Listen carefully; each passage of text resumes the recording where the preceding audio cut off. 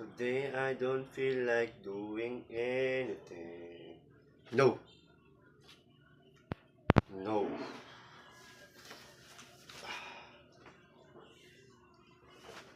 If you're too tired, too sore, and just don't feel like it, those days, those are the days that counts. Those are the days that are more even important to step up and get some.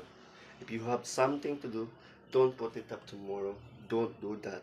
Don't do it heroic that you should get it done today. Get it done today. Attack it, destroy it, and move on. Every single day you have two options. And you don't click that clock and then dreaming what you have, or you click that clock and then pursue your dreams. Nagsabitan ako mga pag-upan. Unsa sila